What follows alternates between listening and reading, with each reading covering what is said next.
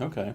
Well, I what I'm hearing is outstanding because I'm hearing, if your dad's a doctor and he wants you to be a doctor, or your mom's a lawyer and she wants you to be a lawyer, don't necessarily follow that. Don't necessarily follow the family business or the family plan or anything like that. What about for those people, and I know there are a lot of them who are very interested in what you have to say, who are in this situation. They've got nothing really going on. They've got a job that they don't really like. They're just doing it for money. They've got an idea of what they want to do.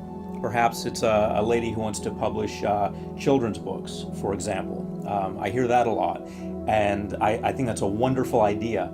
They've got ideas for illustrations, how they can help children, and so forth, and that's their dream. Just to use an example. But they're kind of caught in between. On the one hand, it's their passion. They want to do that. On the other hand, they want that as their ticket out of the dumps. The dumps meaning a job that they don't like. They don't want to have to do that anymore. So how do you balance the two? On the one hand, you want to use that as a ticket to financial freedom. On the other hand, it's your passion. So how do you merge the two without focusing too much on the money? Because we talked earlier about how focusing too much on the money is not the way to go. Focusing on your passion is the way to go. But they can't really pretend that they don't want money, because they do. They want financial success. So how do you balance the two? Steve, I like that question because it's really a matter of balance. First, you can't pretend that you want to do this and being scared about doing it. Here's the word. This is the important word. Desperation. The person you're talking about right there is full of fear and desperation. It's like he's having or she's having this conversation which say, this is what I really love, but I don't think I can do it. Okay, that's writing books is what I want to do, but I just, who am I? See these questions? You're questioning who you are. You got to get to the point of developing what I call a divine don't give a damn attitude by what anybody says except what you say. And you're the most important person. So these people, they're caught, let's say, in a dead-end job. And I hate my job, I hate my job, I hate my job. That's, you're there already. What you have to do is not, I hate my job, I hate my job. I'm just struggling. Listen to your self-talk. You're saying terrible things to yourself. Now, I know, and there's a lot of research done, I know a bunch of good research that's done at the University of Chicago and right at Duke also on the self-talk thing and how the subconscious can't take a joke. You see, it believes everything you say. It might say, well, I don't know, he wants to be rich, but he believes that he should suffer, so that's what he wants, that's what he's going to get, suffering. So there are simple ways of training yourself. You got to train yourself. You just don't wake up one morning and say, I'm enlightened. Enlightenment comes with a lot of darkness. The first thing I suggest that someone do who finds himself or herself in that is to, and these are the practical tips, okay? And the reason I do this is because I know they worked for me and they worked for thousands of others I've told them to. The first thing, so simple. You don't have to walk on water. You just sit quietly and talk to yourself and say, I really am scared to death. You have to admit it first. I'm really scared to death. I really am not sure which way I want to go. And then you stop and do a very simple thing. Breathe deeply and let it out. Now you might say, that's all there is to it, John? Breathe deeply? Yeah, because when you do that, you're slowing down this express engine that's running with desperation. You're calming yourself, in other words.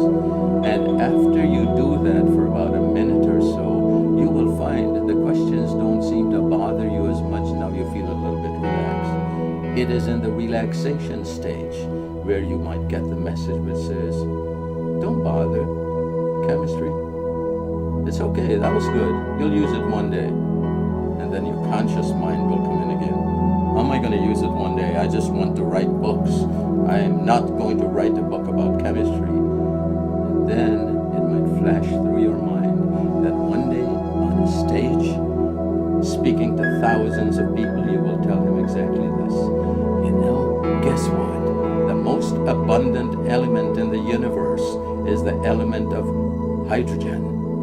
One electron going around the nucleus. Where did I get that from? My chemistry class. Okay. And do you know what? It is the simplest of atoms. So without the atom hydrogen, there would have been nothing. And yet it's the simplest. See how chemistry came into it? In a lecture. But I'm not writing equations and I'm not mixing things. Okay?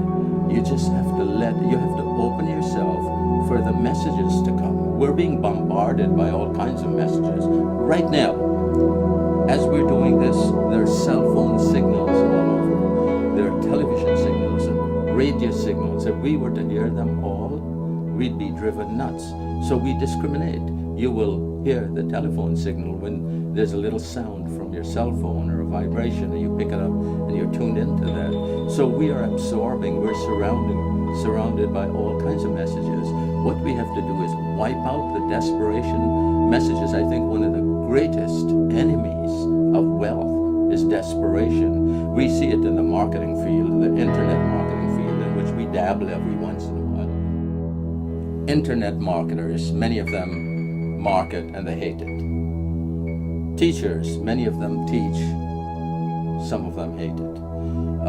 Whatever job someone is in, it seems like 3/4 of them dislike that job. So my suggestion is to get quiet and listen to the messages. Now I could tell you how to do that as we go on. I'd like you to put yourself in the position of a person who's receiving this information, and they're in a situation where they want to make that big move. They've been having dreams, perhaps. They've been, thinking passionately about what they want to do. They've got a gift inside that they know they want to share with the world, and it's not happening for them because their family is talking against it, or because they don't believe in it, or for many reasons combined. And I would like you to share with us some steps that they can take to go from where they are in perhaps a job they don't like, or perhaps no job, but having that gift inside, to where they want to be, which is having shared their gift, being published, or being a painter or a movie director or whatever they want to be. And take us on that journey. What exactly do they need to do to get to their level where they're sharing their gift and they are financially abundant? I think right there are 1,000 questions. And that's good because, again, the questions are so meshed into one another, into each other, that you couldn't really draw a line and say, this is one, this is one.